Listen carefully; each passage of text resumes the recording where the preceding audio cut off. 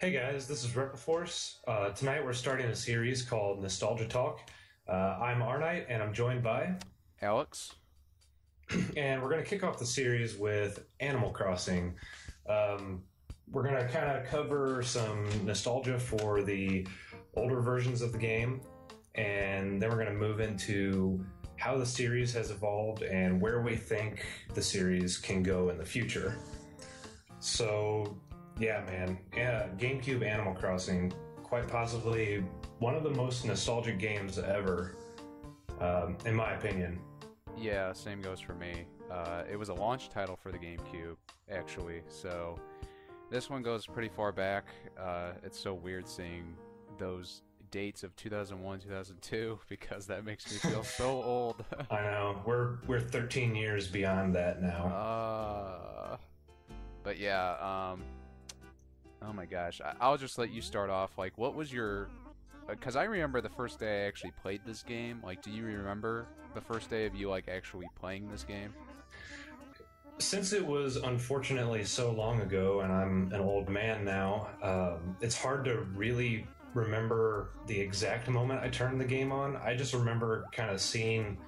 I really remember seeing the commercials about it, those weird commercials with the people in the giant Animal Crossing suits. You know what I'm talking about. Yeah, I remember those. Oh, and God. they were like, oh, so-and-so hasn't mowed the lawn in ages. Well, from those commercials, I really didn't know what to expect.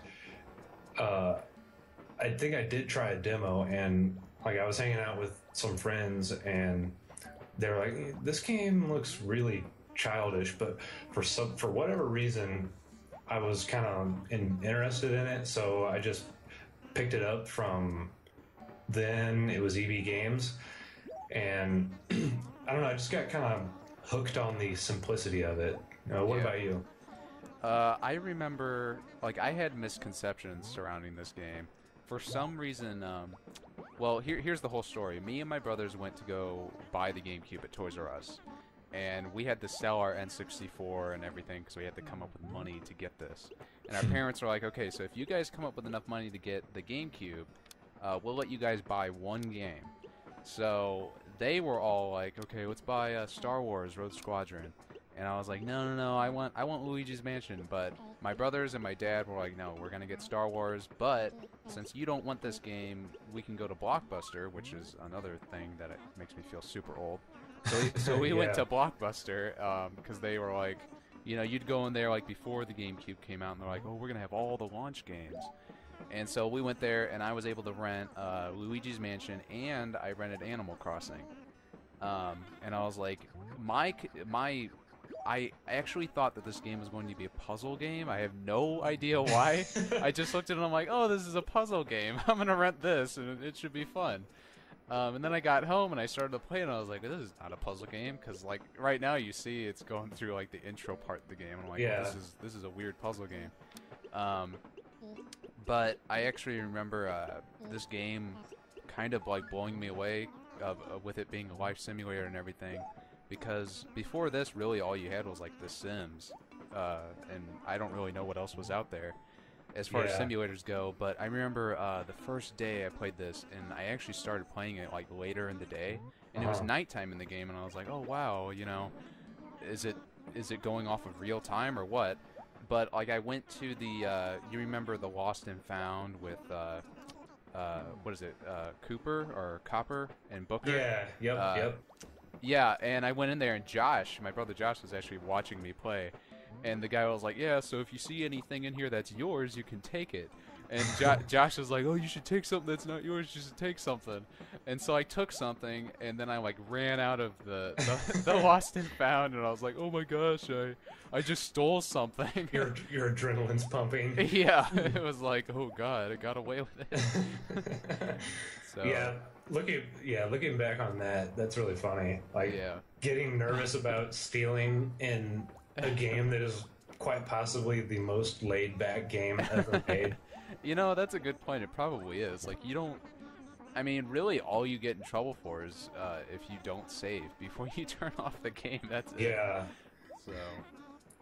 It's funny you mention not understanding this game, because it seems like a lot of people who have never played it before don't understand it. Like I'll let someone play New Leaf or something, and they'll pick it up and say, what am I doing?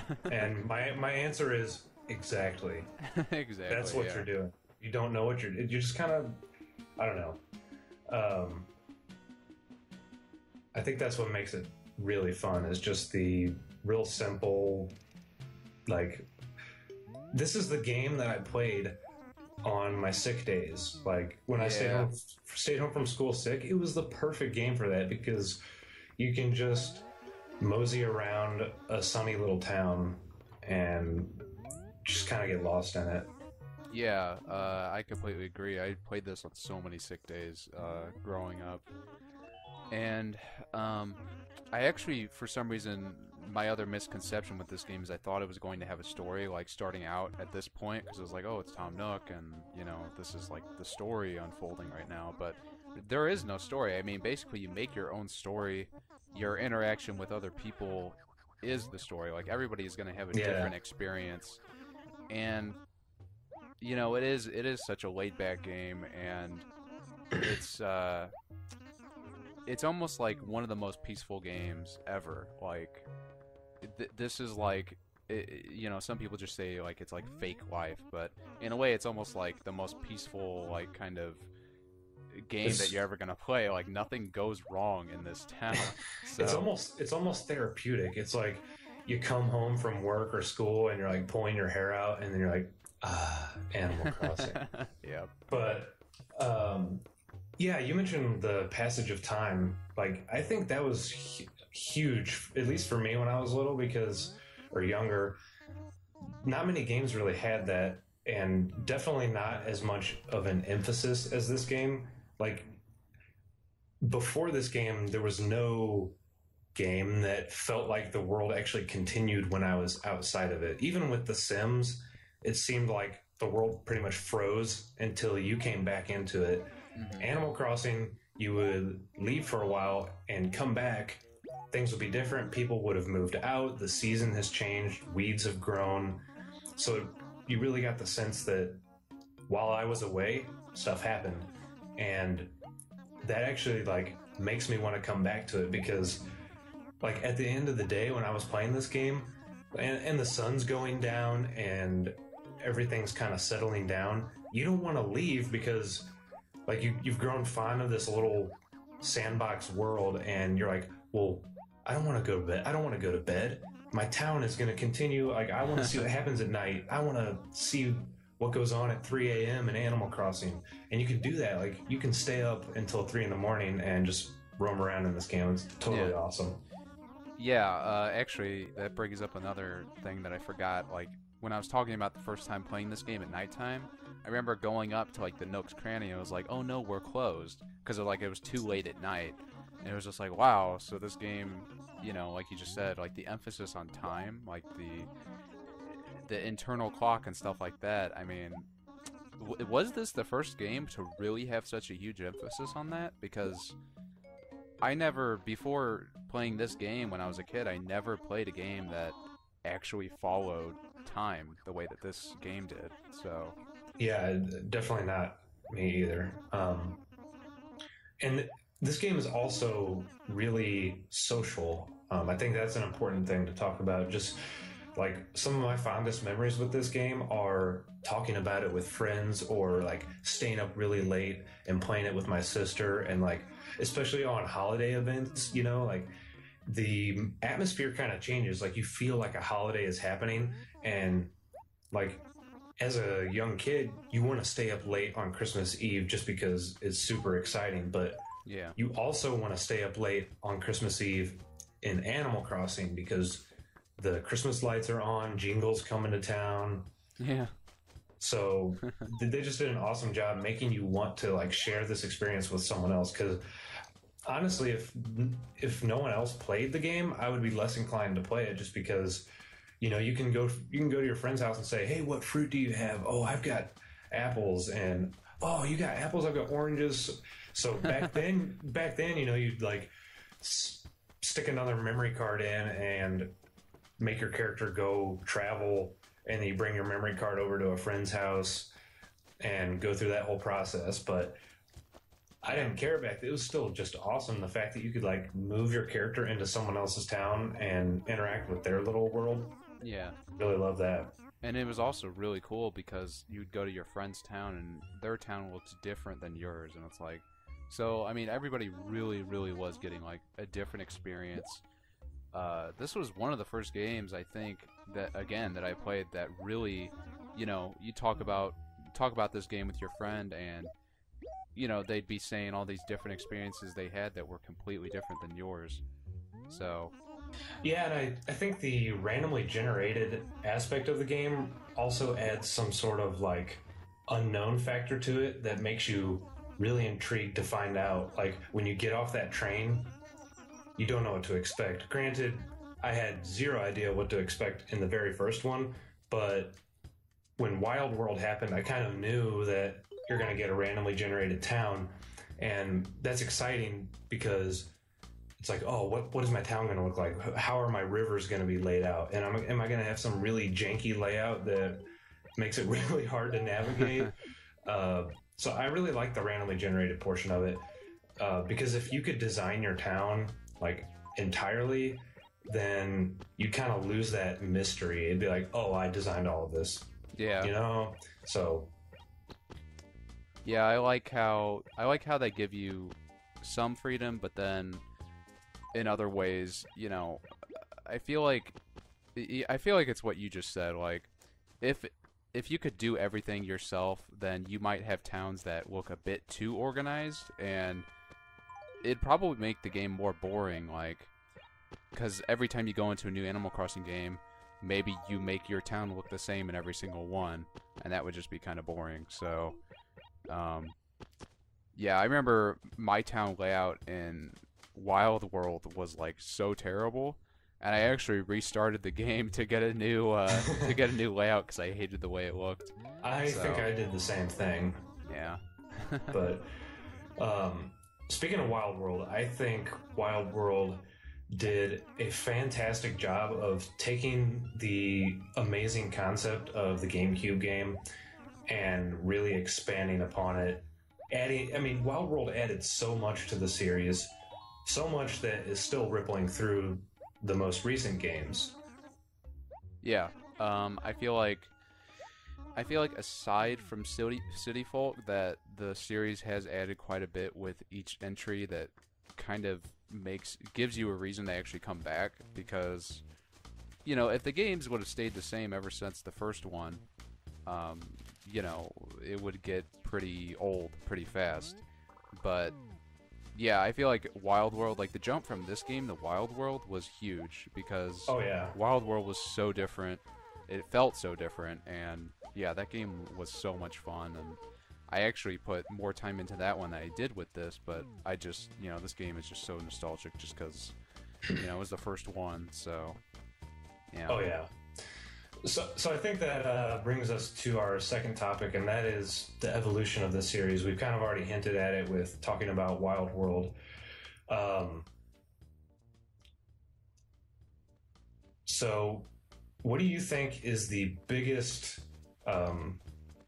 jump, or what do you think the biggest jump in the Animal Crossing series has been, like, in terms of between games? It's kind of a hard one to say. I mean, my first answer to that would probably be the jump from this to Wild World, just because it was so huge. I mean, because this game used the whole like top-down kind of view, isometric, and you know, Wild World was so different because you have like the rolling world that you're on top of, and that was so cool at the time.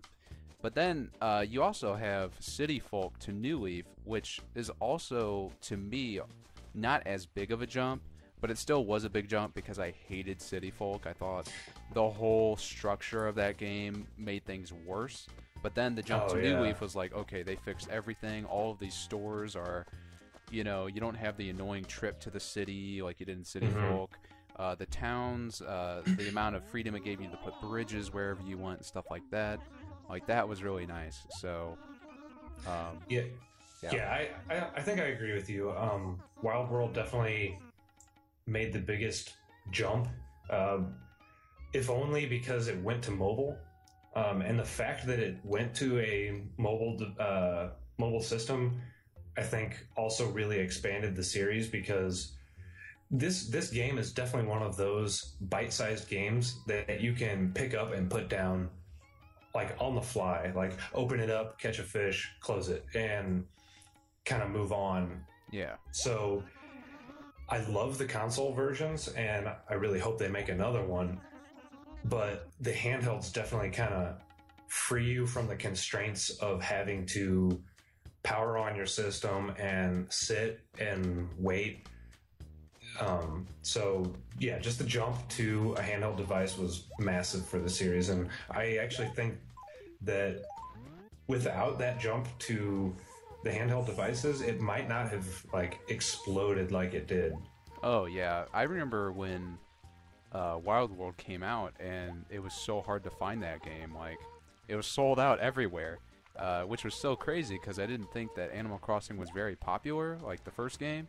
But when that game hit the DS, it was. I just remember how big of a deal it was. It's like, oh my gosh, now you can play Animal Crossing on a handheld. And another wonderful thing that allowed you to do was you could actually play with other people. Because me and you and my brothers, like, we played so much together and had a lot of funny times with this game. But yeah, that was another huge thing. Being able to play with your friends instead of, putting in a memory card and going to their town, and that was about it. I also really like that the Wild World kind of opened up the sky. In the GameCube version, you're kind of looking down on something, so it kind of feels like you're boxed in a little bit. And Wild World added the sky, so it kind of opens up the game, makes you feel like you can breathe a little more, so it feels more natural. I really like being able to see the sky, and I think City Folk kind of went with that approach and still let you see the sky, even though it was only on one screen. Yeah. So, and obviously, New Leaf lets you take a look at the sky too. So, yeah, yeah. I feel like City Folk took the ideas of Wild World, but just didn't use it. Almost like it was trying to just leech off the success of that game in a way. It didn't feel like they really improved anything. In fact, like I said before, it just feels like they kind of made everything worse. And they didn't even actually come up with an original soundtrack for City Folk. City Folk's soundtrack is literally a copy of Wild World. Wow! Wait, seriously? I didn't even know that. Yep, it's the same soundtrack. They updated the instruments. Obviously, the Wii had better hardware than a DS, so that they could have better, higher quality sound. But it is the same soundtrack. Huh. Well, that's kind of lazy. I love Animal Crossing music. I think the GameCube has some of the best music. I also think New Leaf probably has my favorite soundtrack of the Animal Crossing games, but the GameCube one comes really close. I think for me, the GameCube one is the winner, just because the GameCube one almost seems a little more quirky. Like, it has that weird, like, wee, wee, wee, wee instrument. Yeah. I don't know why I like it. It just seems like really silly. Yeah. And I think the original Animal Crossing was kind of more silly than the newer ones. But I guess that just happens when so many people start liking the series. You kind of have to make it appeal, make it a little less weird. At least, I don't know, maybe that's my opinion, but yeah, it does seem a little, especially like, why does your character have horns on his head? That was something I always found weird. Like, why does my character have... When I was little, I'm like, does that mean he's a demon? You're playing as a demon. Yeah, this game's evil. Well, the villager looks pretty evil in Smash Brothers, so I don't know. The soulless villager. So, we've kind of talked about how the series has evolved. So what do you think is the next step for this game? Like, what does Nintendo do now? So when the second set of DLC came out for Mario Kart 8, and it has the Animal Crossing track.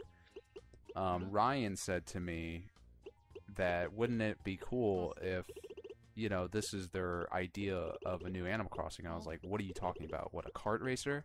And he was like, no. He was talking about how, like, in that track, it's like a 3D world. Like, you can see the trees. You can actually see behind the trees, which is so weird. But, yeah, everything's actually, like, 3D. You can, you know, drive around this 3D environment. And it was like, oh, so, you know, you walk around in a 3D environment like, you know, Animal Crossing. Because I feel like another part of that big jump from GameCube to the DS version was you had a bit, like, you had a different view of the world. They really, and I feel like it was an improvement. I kind of dig the old school, like, scrolling tiled layout of the GameCube one just because it's so retro. But I do like the scrolling world too. I think that was an improvement. But at the same time, it's like, okay, they've done that 3 times now. I feel like they need to go a step further now. Like, you know, the scrolling world was cool for a while. Do something else. Give us a different view of our towns. And I feel like having a 3D world, it could have its ups and downs. I feel like it could be better in some ways. I feel like in other ways, it might pull away from the entire feel of Animal Crossing. But I do think it would be interesting. I wish they would experiment with that if they haven't already, because, you know. That's a really good point, and one I actually hadn't really thought about. Just because changing the perspective of the world would freshen the entire game up. Like, you're so used to viewing your little world from the front, like all the houses face the same way, all the buildings and stuff like that. And so just the ability to, like, see behind stuff would be, like, really neat. I feel like I would run around my town for hours like, whoa, I can finally see behind the trees. Like, just weird, just kind of fun with that. So that's a really good idea, I think. It'd be interesting to see how that would actually affect how the layout of the town is, because if buildings can be facing different ways, that really kind of changes how you look at the game, how you navigate. So you're talking like third person perspective, like camera behind you, and it kind of follows around like Zelda perspective ish. Yeah, kind of. I now that I'm thinking about it more, it would be cool if they kind of had this weird camera option where if you want to play it in that world scrolly view, you can, but then just like you click a button or something, and then all of a sudden, all of a sudden it goes behind your characters, and now you can actually see things from a different perspective. In fact, I could just imagine like them, you know, starting off a trailer for Animal Crossing for Wii U or whatever the next one is. It's like, you know, here's the new Animal Crossing, and then all of a sudden the camera like spins to behind the character, and they blow everyone's mind. Yeah, and everyone would be like, wow, that's, even though it's like, you know, it isn't like that perspective is a new thing. But yeah, it's so simple, but it would be such a huge difference, like, for this game. I feel like that, you know, that alone would set it apart. From its predecessors for sure. And I think another thing that would be cool, even though it would be weird, okay? Let me make that very clear. I do think that this would be weird, but I think it would be super hilarious if maybe not your character yourself, but if some of the other animals, like in New Leaf, a lot of the times they're like, oh, I have a crush on blah blah. Wouldn't it be hilarious if 2 of your animal villagers got married? Like, that would be hilarious.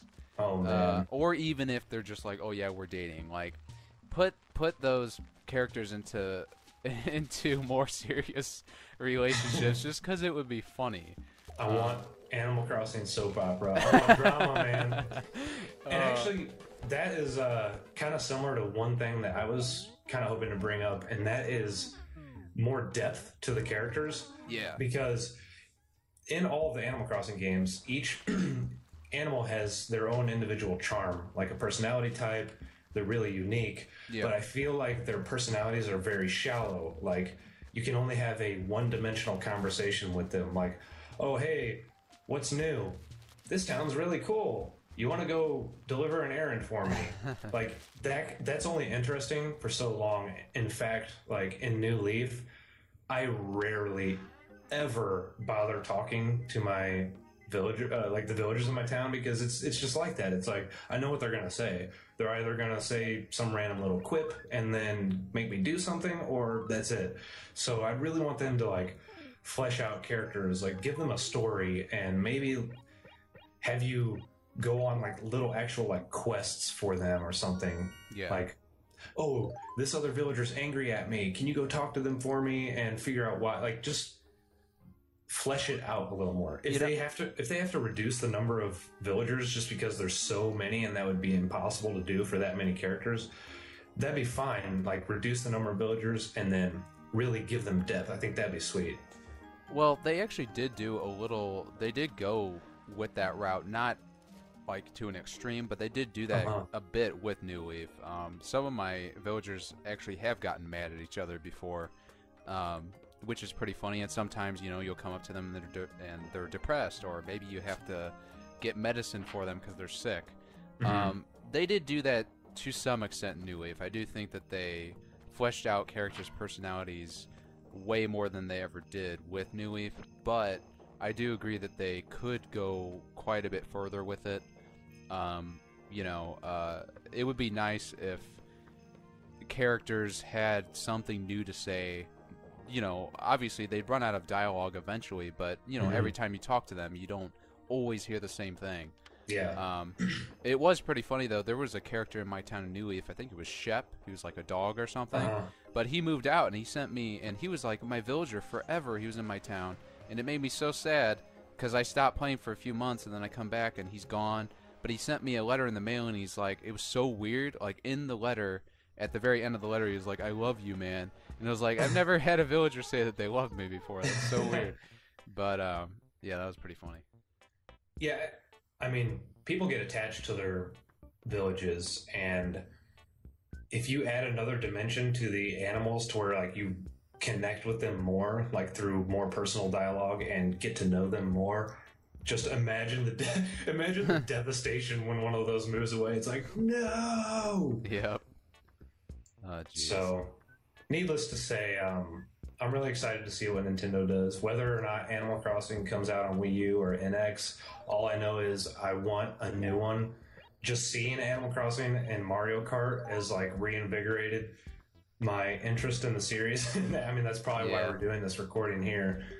But I want to see where it goes, and hopefully we can have an awesome online community with it and get a lot more people into Animal Crossing. So yeah, I hope so too. So yeah, if you have any memories with Animal Crossing, be sure to let us know, because obviously it's fun to hear other people's memories with this game. Yeah, definitely. Just leave a comment on the video, and we'll have fun with it. Yep. All right. Thanks for watching, guys.